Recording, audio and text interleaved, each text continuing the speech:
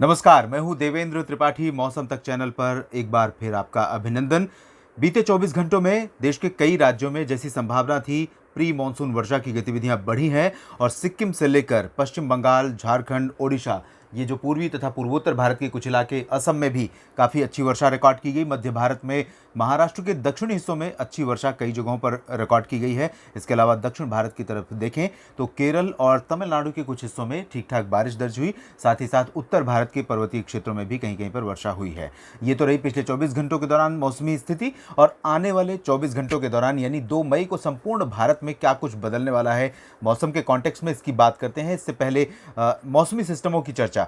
मौसमी सिस्टम आप देख सकते हैं अरब सागर का। आमतौर पर इस समय बहुत लगातार कोई सिस्टम प्रिवेल नहीं करता, लेकिन यहाँ पर जो हवाओं का रुख है लंबे समय से इस तरह से बना हुआ है और इसकी वजह से मॉइस्चर फीडिंग दक्षिणी प्रायद्वीपीय भारत में बनी हुई है। और महाराष्ट्र के जो दक्षिणी मध्य महाराष्ट्र का क्षेत्र है और मराठवाड़ा का क्षेत्र है, साथ ही साथ कोंकण गोवा के भी कुछ इलाकों में जहाँ पर बारिश हो रही है। इसके अलावा केरल और कर्नाटक पर फ्रीक्वेंट जो स्पेल्स आ रही हैं प्री मानसून रेन्स की, उसकी वजह इन्हीं हवाओं को माना जा सकता है। साथ ही साथ बंगाल की खाड़ी पर भी मौसमी सिस्टम सक्रिय हैं। लैंड एरिया पर कई सारे मौसमी सिस्टम इस समय बने हुए हैं। एक साइक्लोनिक सर्कुलेशन झारखंड के ऊपर दिखाई दे रहा है, पूर्वी उत्तर प्रदेश तथा बिहार के ऊपर। साथ ही साथ मध्य प्रदेश के ऊपर भी एक साइक्लोनिक सर्कुलेशन बना हुआ है और एक ट्रफ रेखा यहाँ पर बनी हुई है लगभग इस तरह से, जो इसे आप विंड डिसकंटिन्यूटी कह सकते हैं और ट्रफ रेखा भी कह सकते हैं। एक तरफ उत्तर पश्चिमी हवाएं चल रही हैं, दूसरी तरफ ये पश्चिमी हवाएं हैं और इधर से पूरब से हवाएं आ रही हैं। तो इस तरह से अनेक मौसमी सिस्टम है। डब्ल्यूडी का अपना प्रभाव है ही है। हालांकि अब इंटेंस डब्ल्यूडी आने बंद हो गए हैं।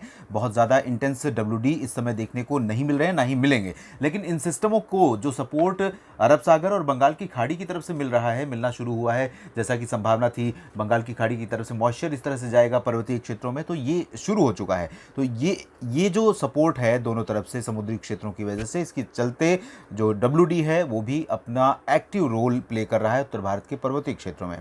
आइए जानते हैं 2 मई को संपूर्ण भारत में किस तरह से मौसम रहेगा। बादलों की ताज़ा स्थिति, ये 1 मई के शाम के समय के बादल हैं। हालांकि अभी लाइटनिंग क्लाउड्स इस समय डेवलप नहीं हुई हैं। शायद हो सकता है कुछ समय में लाइटनिंग स्ट्राइक की गतिविधियां शुरू होंगी। लाइटनिंग स्ट्राइक की गतिविधियां जो शुरू होंगी मुख्यतः ये जो कोस्टल रीजन होगा, ये पूर्वी कोस्ट रीजन होगा, साथ ही पूर्वी भारत का क्षेत्र और पूर्वोत्तर राज्यों में लाइटनिंग स्ट्राइक की गतिविधियां होंगी। गुजरात और महाराष्ट्र पर भी एक्टिविटी हो सकती है। क्लाउड का फ्लो काफ़ी अच्छा है बंगाल की और अरब सागर की तरफ से। इन मौसमी स्थितियों के बीच में आगामी 24 घंटों के दौरान उत्तर भारत के पर्वतीय क्षेत्रों में कश्मीर से लेकर उत्तराखंड तक कई शहर प्रभावित होंगे और जम्मू, कटरा, उधमपुर से लेकर उत्तराखंड में देहरादून, देहरादून, ऋषिकेश, मसूरी समेत आसपास के तमाम इलाकों में वर्षा देखने को मिल सकती है। इन भागों में हल्की से मध्यम बारिश होने की संभावना है। शिमला, धर्मशाला, ऊना और लाहौल स्पीति, चंबा समेत जो उत्तर हिमाचल प्रदेश का क्षेत्र है, इन भागों में भी कई जगहों पर वर्षा हो सकती है। इंटेंसिटी यहाँ पर भी मुख्यतः हल्की रहेगी, कुछ एक जगहों पर मध्यम से तेज बौछारें गिर सकती हैं। मैदानी इलाकों की तरफ बात करें तो पंजाब, हरियाणा, राजस्थान, उत्तर प्रदेश और दिल्ली, इन सभी क्षेत्रों पर हवाओं में नमी बढ़ी है। इसी वजह से उमस बढ़ गई है। आप भी फील कर रहे होंगे पिछले 24 से 48 घंटों के दौरान जो हवाओं का जो मिजाज है वो बदला है, जिसकी वजह से उमस, घर में बैठे बैठे या बाहर जब भी आप निकले तो उमस का जो प्रभाव है वो बढ़ गया है। फील फैक्टर बहुत अलग हो गया है। तापमान भले ही बहुत ज़्यादा नहीं है, लेकिन इसके बावजूद यहाँ पर बारिश बहुत ज़्यादा रिकॉर्ड नहीं की गई है अभी। अगले 24 घंटों के दौरान राजस्थान के उत्तरी क्षेत्रों में, पंजाब, हरियाणा के कुछ इलाकों में और दिल्ली तथा पश्चिमी उत्तर प्रदेश के क्षेत्रों में हवाओं का फ्लो पश्चिमी दिशा से रहेगा। साथ ही साथ इनके जो उत्तरी इलाके हैं, पूर्वी उत्तर प्रदेश से होते हुए, तराई क्षेत्रों से होते हुए जो पूर्वी हवाएं आ रही हैं, इन हवाओं के मिश्रण के चलते और तापमान ज़्यादा होने के कारण यहाँ पर प्री मानसून वर्षा हो सकती है। पंजाब में अमृतसर, पठानकोट, लुधियाना, पटियाला, मोगा, बरनाला और हरियाणा में पंचकुला, अंबाला, यमुनानगर, कुरुक्षेत्र, रेवाड़ी, महेंद्रगढ़, पलवल। साथ ही साथ राजस्थान में चुरू, गंगानगर, भरतपुर, अलवर, झुंझुनू और जयपुर, इन सभी क्षेत्रों में, साथ ही साथ दिल्ली एनसीआर में कई जगहों पर धूल भरी आंधी और बादलों की गर्जना के साथ वर्षा की गतिविधियां हो सकती हैं। और ये जो गतिविधियां होंगी मुख्यतः दोपहर के बाद यानी शाम के समय या रात के समय देखने को मिलेंगी। तो जो मौसम बदलेगा भी, वो गर्मी से, उमस से दिन में राहत कम से कम आपको नहीं दिला पाएगा इन क्षेत्रों में।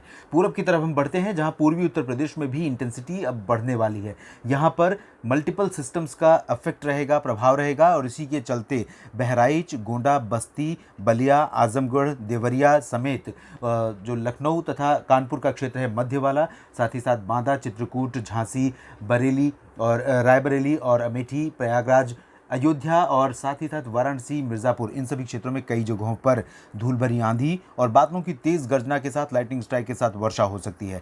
बिहार पर पूर्वी और तराई क्षेत्रों में उम्मीद है कि इंटेंसिटी बढ़ेगी, जबकि दक्षिणी और पश्चिमी भागों में अभी थोड़ा इंतजार रहेगा। हालांकि पश्चिमी हिस्सों में जो बिहार, उत्तर प्रदेश से सटे हुए क्षेत्र हैं, इन भागों में कई जगहों पर गतिविधियां हो सकती हैं और ये जो इंटेंसिटी होगी इस समय बिहार में बारिश की, वो मुख्यतः हल्की होगी, खासतौर पर पटना और गया समेत जो दक्षिणी इलाका है, लेकिन उत्तरी और पूर्वी क्षेत्रों में इंटेंसिटी बहुत ज़्यादा हो सकती है। इसमें भागलपुर से लेकर भागलपुर से लेकर किशनगंज और पश्चिमी चंपारण तक के इलाके शामिल होंगे, जहां पर इंटेंसिटी ज़्यादा रहने वाली है। और इसी के साथ साथ हम बात करते हैं उप हिमालयी पश्चिम बंगाल और सिक्किम की, जहां पर काफ़ी अच्छी वर्षा होने के आसार हैं। और उप हिमालयी पश्चिम बंगाल के दार्जिलिंग, सिलीगुड़ी, जलपाईगुड़ी तथा सिक्किम में गैंगटोक समेत अरुणाचल प्रदेश और असम और नागालैंड, मेघालय, मणिपुर, मिजोरम, त्रिपुरा, इन सभी क्षेत्रों में भी काफ़ी अच्छी इंटेंसिटी में वर्षा हमें देखने को मिल सकती है।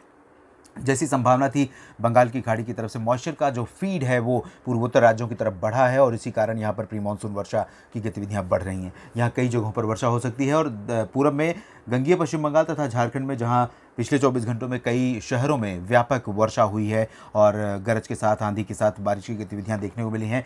इसी तरह की रेन एक्टिविटीज़ आज भी हो सकती हैं और कल भी होने की संभावना यहाँ पर नज़र आ रही है। अगले कई दिनों तक, 3-4 दिनों तक इस तरह की सक्रियता मौसम की यहाँ पर बनी रह सकती है और कई इलाके इससे इम्पैक्ट हो सकते हैं, प्रभावित हो सकते हैं। इसके बाद हम मध्य भारत की तरफ रुख करेंगे, जहाँ पर ओडिशा से लेकर समूचा मध्य भारत का क्षेत्र, जिसमें मध्य प्रदेश, छत्तीसगढ़, महाराष्ट्र और गुजरात का क्षेत्र शामिल है। यहाँ पर गुजरात में पश्चिमी इलाकों में आप देख सकते हैं, सौराष्ट्र और कच्छ रीजन पर, ये जो रीजन है यहाँ का मॉइस्चर का जो कंटेंट है वो अभी मॉडल डेटा में डिटेक्ट नहीं हुआ है, लेकिन आपको बता दें कि यहाँ पर लंबे समय से बारिश हो रही है। जैसा कि हम जब रिकॉर्ड देखते हैं और साथ ही साथ आपकी जो प्रतिक्रियाएं वीडियोस पर आती हैं, उनके आधार पर हम ये समझ पा रहे हैं कि इन भागों में वर्षा की गतिविधियां हो रही हैं। फ्रीक्वेंट स्पेल्स जो प्री मानसून रेंज है उसकी यहाँ पर जारी है और इसी तरह की, क्योंकि जाहिर सी बात है, देखिए आप मॉइस्चर का फ्लो जो यहाँ से अरब सागर की तरफ से आ रहा है, टेम्परेचर ऑलरेडी ज़्यादा है यहाँ पर, और जो मॉइस्चर फीड यहाँ पूर्वी गुजरात के क्षेत्रों में बारिश दे सकता है, वो पश्चिमी गुजरात के क्षेत्रों में क्यों नहीं। तो यहाँ मॉडल डेटा भले नहीं दिखा रहा है, लेकिन यहाँ पर भी बारिश की गतिविधियाँ हो सकती हैं। दक्षिण पूर्वी राजस्थान और पूर्वी गुजरात के भी इलाके प्रभावित होंगे। मध्य प्रदेश के पूर्व से लेकर पश्चिम तक सभी जगहों पर वर्षा होने की संभावना है। पश्चिमी इलाकों में अपेक्षाकृत कम आसार हैं, जिसमें हम उत्तरी पश्चिमी इलाके शामिल कर सकते हैं। गुना, ग्वालियर और दतिया से लेकर भिंड से लेकर दक्षिण पश्चिम में इंदौर, उज्जैन, रतलाम, देवास, धार, मंदसौर, इन सभी क्षेत्रों में अपेक्षाकृत कम संभावना रहेगी। जबकि पूर्वी जो इलाके होंगे, सागर, सतना, कटनी और रीवा, सीधी, शहडोल से लेकर जबलपुर, मांडला, बालाघाट, डिंडोरी, इन सभी क्षेत्रों में, होशंगाबाद तथा भोपाल में भी बारिश होने की संभावना है। महाराष्ट्र में विदर्भ से लेकर मराठवाड़ा, मध्य महाराष्ट्र क्षेत्र में कई जगहों पर हल्की से मध्यम वर्षा होने की संभावना नजर आ रही है और इंटेंसिटी यहां पर भले ही लाइट टू मॉडरेट रहेगी, लेकिन कुछ इलाकों में जब आंधी और बादलों की गर्जना के साथ मौसम करवट लेना शुरू करेगा, उस दौरान आपको कुछ इलाकों में हिंसक स्वरूप नज़र आ सकता है इस मौसम का। और इसलिए जब भी मौसम बिगड़े तो आप कहीं शेडेड एरियाज़ में रहें, यानी कि छाए में रहें, और इस मौसम की विषम स्थिति से बचने के लिए ज़रूर उपाय करें, क्योंकि इस तरह की धूल भरी आंधी के साथ और गर्जना के साथ जब बारिश होती है तो काफ़ी नुकसान भी होता है, पेड़ उखड़ जाते हैं और छोटे मोटे झोपड़े नष्ट हो जाते हैं। तो ऐसी स्थितियां यहाँ पर भी विकसित हो सकती हैं। यहाँ पर सांगली, सतारा समेत तमाम इलाकों में वर्षा की संभावना है। दक्षिण भारत के क्षेत्रों में तेलंगाना और उत्तरी तटीय आंध्र प्रदेश में अपेक्षाकृत वर्षा के आसार कम रहेंगे, लेकिन हल्की बारिश यहाँ पर हो सकती है। आंध्र प्रदेश के रायलसीमा क्षेत्र में बारिश के आसार नहीं है, जबकि कुछ एक इलाकों में रूल आउट नहीं कर सकते हैं। कर्नाटक की अगर हम बात करें तो कर्नाटक में यहाँ बेलगावी, बेलगाम से लेकर दक्षिणी कन्नड़ा तक और बेंगलुरु तक वर्षा की संभावना है। और अगर हम केरल की बात करें तो तिरुवनंतपुरम से लेकर वायनाड तक तमाम जगहों पर वर्षा होने के आसार हैं। केरल दक्षिण भारत का सबसे ज़्यादा वर्षा वाला क्षेत्र रहेगा अगले 24 घंटों के दौरान, जैसा पिछले समय से रहा है। और तमिलनाडु की अगर हम बात करें तो यहाँ पर तमिलनाडु में चेन्नई और पुदुचेरी से लेकर मदुरई, कन्याकुमारी कन्याकुमारी, तुतीकोरिन तमाम जगहों पर वर्षा होने की संभावना है, लेकिन इंटेंसिटी हल्की रहेगी। मुख्यतः तमिलनाडु के क्षेत्रों में, लक्षद्वीप और अंडमान व निकोबार द्वीप समूह में हल्की वर्षा होने की संभावना है। देश के मौसम पूर्वानुमान के इस नेशनल बुलेटिन में भी इतना ही। आप बने रहिएगा मौसम तक चैनल के साथ। मौसम से जुड़ी जानकारियां इसी तरह से लगातार आपसे साझा करता रहूंगा और मौसम के कारण किसी भी विषम स्थिति से आपको बचाने के लिए समय से पहले आपको सतर्क करने की कोशिश जारी रहेगी। धन्यवाद।